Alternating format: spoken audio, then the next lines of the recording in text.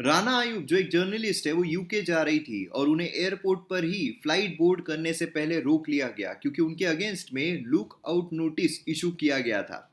Look out notice क्यों issue किया गया? क्योंकि उनके ऊपर 1.77 करोड़ रुपए की धोखाधड़ी का मामला दर्ज किया गया है। तो क्या है पूरा मसला, क्या है पूरी कंट्रोवर्सी, आज के इस वीडियो में हम समझने की कोशिश करेंगे। चलिए शुरू करते हैं।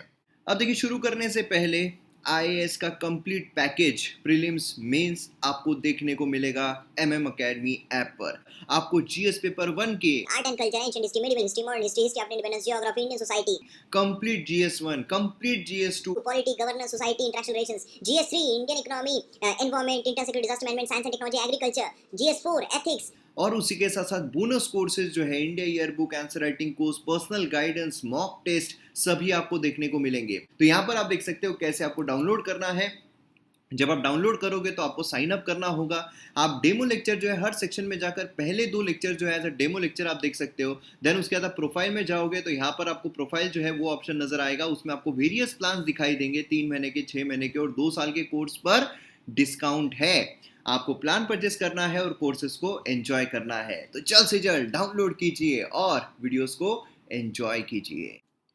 यहाँ पर आप देख सकते हो, journalist Rana Ayub stopped from boarding UK flight. Authorities ने लुक आउट नोटिस जो है उनके अगेंस्ट में इशू किया है और इसकी चर्चा ट्विटर पर काफ़ी ज़्यादा हुई। उनके समर्थन में, उनके अगेंस्ट में काफ़ी सारे जो ट्वीट्स है वो हमें देखने को मिले। यहाँ पर आप देख सकते हो, राना आयूब के द्वारा ट्वीट किया गया, Indian journalist prevented from flying to Europe to speak about intimidation. तो यहाँ पर जो एक उनका प्रोग्राम है वो यूके में बेसिकली हो रहा था और उसके लिए वो यूके जा रही थी, लेकिन उनके बोर्ड करने से पहले ही उन्हें रोक लिया गया और जो इन्वेस्टिगेशन है उसके लिए ले जाया गया। तो यहाँ पर अगर हम मसला देखते हैं तो बेसिकली मनी लॉन्ड्रिंग का है। जो ईडी है, एनफोर्समेंट डायरेक्टरेट है, उन्होंने 1.77 करोड़ जो यहाँ पर जो बिलोंगिंग्स है उसको अटैच किया है। तो यहाँ पर मनी लॉन्ड्रिंग का केस क्यों हो रहा है? मनी लॉन्ड्रिंग का केस तो तब होता है जब हमारे पास कोई पैसा आया है और उसको हम किसी और ट्रिप के जरिए सर्कुलेट कर रहे हैं, किसी और जगह पर सर्कुलेट कर रहे हैं।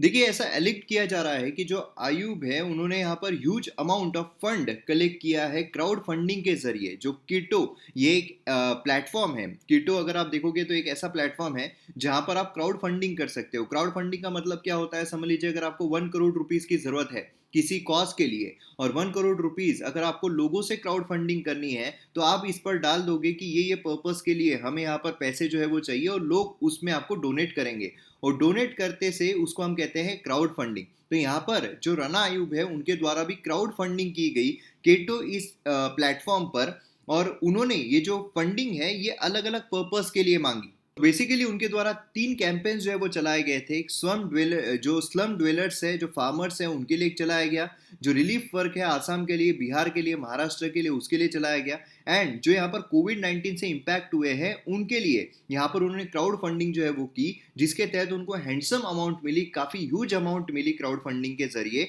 लेकिन अब एलिक्ट ये किया जा रहा है कि जो पर्पस के लिए उन्होंने क्राउड फंडिंग की है वो पर्पस के लिए उन्होंने पैसा स्पेंड ही नहीं किया है। अब यहाँ पर अगर हम कुछ आंकड़ों पर नजर डालें तो यहाँ पर उन्होंने जो केटो प्लेटफॉर्म है इसके जरिए 2,69,44,680 रुपीज क्राउड फंडिंग के जरिए रेस किए और ये काफी ह्यूज अमाउंट है।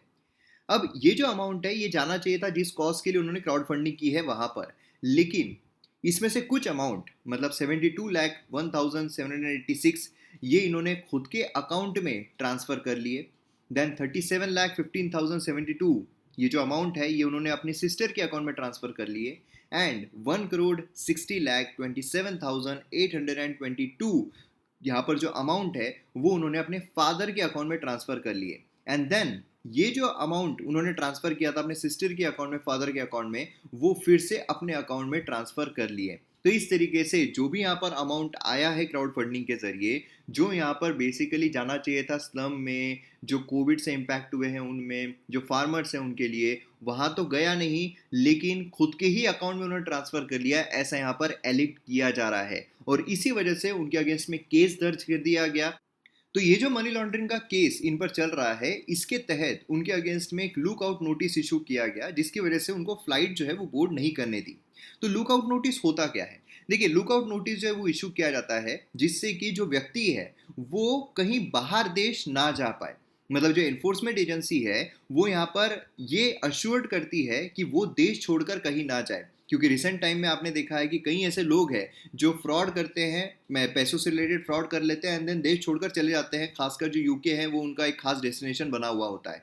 यहाँ पर जो लुक आउट नोटिस है वो इशू की जाती है जिससे कि अगर कोई भी इंसान देश छोड़कर जा रहा है, या फिर देश छोड़कर नहीं, हम नहीं बोल सकते हैं, अगर देश से बाहर जा रहा है तो उसे वहां पर रोक लिया जाता है। तो यही होती है लुक आउट नोटिस। अब यहाँ पर अगर आप देखो तो लुक आउट नोटिस जो है वो यहाँ पर इनिशिएट किसके द्वारा की जा सकती है, तो large number of authorised officer है जो लुक आउट नोटिस जो है वो इशू कर सकते हैं। इसमें यहाँ पर ऑफिसर जो रैंक ऑफ डिप्टी सेक्रेटरी के बिलो ना हो, ऑफिसर जो यहाँ पर जॉइंट सेक्रेटरी के रैंक के बिलो ना हो, जो डिस्ट्रिक्ट मजिस्ट्रेट है, जो सुपरिटेंडेंट ऑफ पुलिस है, जो डिसिग्नेटेड ऑफिसर्स होते हैं various law enforcing and security agencies के लिए, जो डिसिग्नेटेड ऑफिसर हो है इंटरपोल के, जो ऑफिसर यहाँ पर रैंक ऑफ एडिशनल डायरेक्टर के नीचे ना हो, मिनिस्ट्री ऑफ कॉर्पोरेट अफेयर्स, ये सभी यहाँ पर लुक आउट नोटिस जो है वो इशू कर सकते हैं। और इतना ही नहीं, जैसे कि हाल ही में हमने देखा था बैंक्स के काफ़ी ज़्यादा फ्रॉड हो रहे थे कि लोन लेकर लोग जो है वो देश छोड़कर भाग रहे थे। तो इसी वजह से यहाँ पर बैंक के जो लोग हैं उनको भी यहाँ पर जो एक अथॉरिटी है वो दी गई है। 2018 में गवर्नमेंट ने यहाँ पर एम्पावर किया जो हेड है पब्लिक सेक्टर बैंक के, कि वो डायरेक्टली रिक्वेस्ट कर सकते हैं इन अथॉरिटीज को कि यहाँ पर लुक आउट नोटिस जो है वो इशू की जाए विलफुल डिफॉल्टर्स के अगेंस्ट में। विलफुल डिफॉल्टर्स कौन होते हैं? समझ लीजिए अगर किसी ने लोन लिया है और अगर वो उसकी भरपाई कर सकता है, वो दिवालिया नहीं हुआ है, वो अभी भी भरपाई कर सकता है, उसके पास इतना पैसा है, लेकिन स्टिल वो पैसे जो है वो भरना ही नहीं चाहता है, उसकी मंशा ही नहीं है कि पैसे वो जो लोन लिया है वापस रीपे करे, उसे हम कहते हैं विलफुल डिफॉल्टर्स। तो विलफुल डिफॉल्टर्स मोस्टली क्या करते हैं? देश छोड़कर भाग जाते हैं। तो वो देश छोड़कर ना जाए, इसी वजह से जो यहाँ पर जो गवर्नमेंट है उन्होंने एम्पावर्ड किया है जो हेड है पब्लिक सेक्टर बैंक की, कि भाई आप यहाँ पर रिक्वेस्ट कर सकते हो। आपको लग रहा है कि ये व्यक्ति ने यहाँ पर लोन लिया है, भाग सकता है, तो आप शो कॉज नोटिस के लिए रिक्वेस्ट कर दो, उसके अगेंस्ट में लुक आउट नोटिस जो है वो इशू हो जाएगी एंड जैसी इशू होगी उसको देश छोड़कर जाने से रोक दिया जाएगा। अब देखिए, यहाँ पर लुक आउट नोटिस इशू की गई है, इसका ये मतलब नहीं है कि उसे अरेस्ट कर लिया जाए। हाँ, लेकिन जो प्रोफार्मा होता है लुक आउट नोटिस का, उसमें कुछ डिटेंशन की भी रिक्वेस्ट होती है कि इंडिविजुअल जो है उसको इन्वेस्टिगेशन के लिए रखा जाए, है ना, ये सब की। इसलिए क्या होता है कि लुक आउट नोटिस अगर इशू हो रहा है तो it may leads to arrest, लेकिन जरूरी नहीं है कि यहाँ पर लुक आउट नोटिस जो है वो एक अरेस्ट वारंट है, ऐसा नहीं होता है। तो ये भी एक चीज जो है आपको ध्यान में रखनी है। तो अब मैं उम्मीद करता हूं कि यहाँ पर आपको पूरी जो कंट्रोवर्सी है वो अच्छी तरीके से समझ में आ गई होगी, और यहाँ पर क्यों राना अयूब को एयरपोर्ट पर रोका गया, यूके की फ्लाइट लेने नहीं दिया गया, ये भी अब आपको समझ में आ गया होगा।